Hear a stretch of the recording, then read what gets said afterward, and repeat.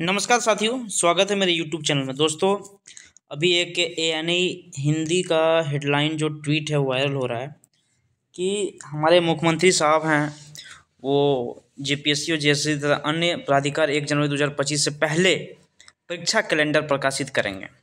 मुख्यमंत्री साहब हैं जो 2019 से पहले वादा किए 5 लाख नौकरी और बेरोजगारी भत्ता, वो हमें लगता है करोड़ों युवाओं को बेरोजगारी भत्ता मिल गया होगा और 5 लाख से 10 लाख लोगों को रोजगार भी मिल गया होगा। ठीक है, ये हम लोग भली भांति जानते हैं कि किनको कितना मिला, किसको क्या नहीं मिला और क्या चीज़ इनका वादा पूरा होगा। चलिए पिछले के बात छोड़ते हैं, अब इस बार की शायद हो सके बुद्धि थोड़ी बढ़ गई हो, है ना। और बुद्धि तो बढ़ा ही होगा। देखिए होता क्या है ना, नादान था उस टाइम। अब जरूरी नहीं है भैया कि हर मुख्यमंत्री का बेटा एकदम बुद्धिमान ही होगा, है ना, बहुत हाई क्वालिटी दिमाग होगा। नहीं होता है मेरे दोस्त, सब दिमाग बुद्धि वाला नहीं होता है यार। मुख्यमंत्री है इसका मतलब क्या, वो बुद्धिमान आइंस्टीन और न्यूटन पैदा करेगा, ऐसा थोड़े है ना। सत्ता रहता है, बाप मुख्यमंत्री जो है वो तो धीरे धीरे बूढ़ा हो ही जाएगा।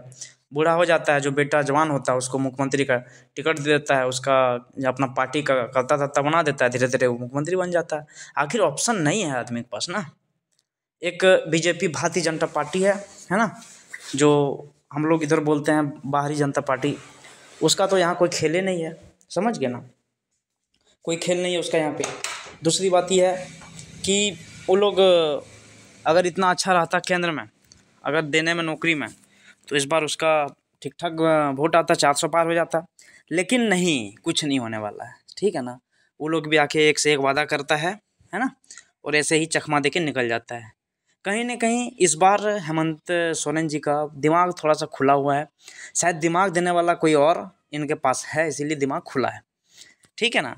तो चलिए हम लोग इनका सम्मान करते हैं। नेक्स्ट मुख्यमंत्री बने हैं ये 14वीं बार मुख्यमंत्री के रूप में, मतलब 14वीं बार ये नहीं है, मतलब टोटली 14वीं बार के रूप में ये मुख्यमंत्री के शपथ लिए हैं।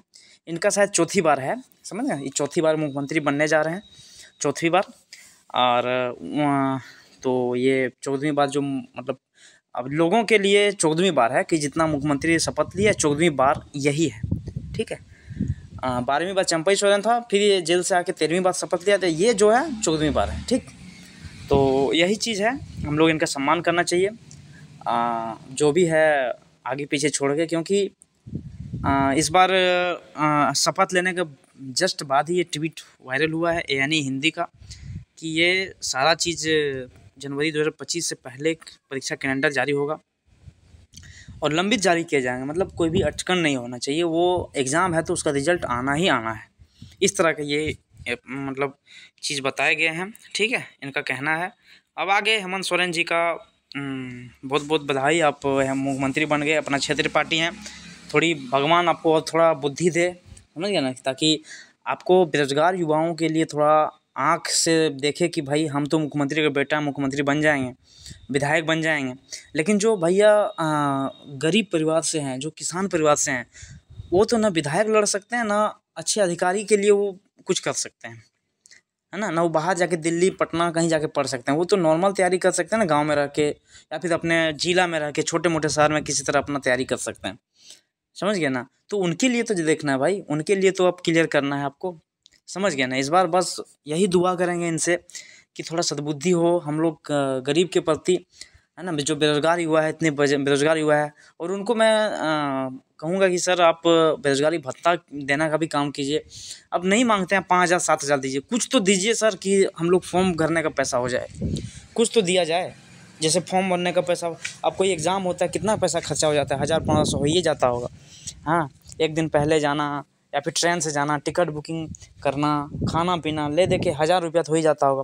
तो कम से कम 1,000 2,000 3,000 जो भी एक होता है, आप एक मानदेय के रूप में एक आप 1,000 रुपया बेरोजगारों के प्रति कुछ भी तो आप निर्णय लीजिए। जब तक बेरोजगारी है तब तक आप उनको दीजिए, क्योंकि एग्ज़ाम फॉर्म भी भरना होता है, सब चीज़ करना पड़ता है, समझ गए ना। उस तो थोड़ा सा आप सब देखिए, आप थोड़ा सा, आप मुख्यमंत्री के बेटे हैं, मुख्यमंत्री बन गए, चौथी बार आपकी मुख्यमंत्री शपथ है।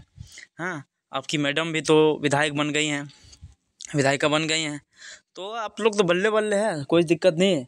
आप भी धीरे धीरे बूढ़े हो जाएंगे, बाल बच्चे को भी मुख्यमंत्री बना देंगे, आपके बच्चे का भी कोई टेंशन नहीं है, समझ गए ना। तो यही चलता आ रहा है, परिवार परिवार परिवार, समझ गए ना। तो ये चीज़ भले ठीक है, लेकिन आप लोग का तो कोई दिक्कत नहीं होगा। आप तो गरीबी तो आप देखे ही नहीं है, जितना शिबू सोरेन ने गरीबी देखा होगा, जितना वो, क्योंकि शिबू सोरेन ठीक है, क्योंकि वो तो एक, वो अपने पता है कि मेहनत से वो बना है। आपका कोई मेहनत नहीं है ना सर, आपको पार्टी से कोई मतलब नहीं है, आपको करता धरता सब मिल गया, बस आप उसी में, आपको सब जानने लगा कि ये शिबू सोरेन का बेटा है, तो ये है तो वो है, उसी में आप मुख्यमंत्री हैं आज। लेकिन मैं यही दुआ करूँगा आपसे, यही कृपा है, हाथ जोड़ के विनम्र है कि आप थोड़ा युवाओं के प्रति सोचिए। समझ गए ना। महिला के लिए 2500 दे रहे हैं, कम से कम बेरोजगार युवा के बारे में सोचिए। महिलाओं को आप 2500 रुपया देने का 1000 रुपये पहले दिए, है ना। महिला चलिए घर में है, घर में कोई कमाने वाला होता ही है ना, हस्बैंड कमाता ही होगा, कोई भी कमाता ही होगा। अरे युवा बेरोजगार के लिए, अब माँ बाप देखिए सर, बात ऐसा है ना कि उम्र हो जाने के बाद ना फिर घर में भी मांग नहीं सकते हैं। समझ गए ना। कब तक देख सकता है, 25 साल 26 साल तक, है ना।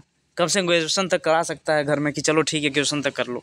लेकिन सर आप थोड़ा सा बेरोजगारों के लिए बेरोजगारी भत्ता देने का काम करें, ये सबसे बड़ा हम लोग के लिए मांग है। और आप नियुक्ति को जल्द से जल्द कराएं, ताकि सब बेरोजगार युवाओं को रोज़गार मिल सके और अपने सब कामों पर लग सके। ठीक है, बहुत बहुत धन्यवाद। फिर मिलते हैं नेक्स्ट वीडियो में इसी तरह के अपडेट के साथ। बने रहिए, धन्यवाद।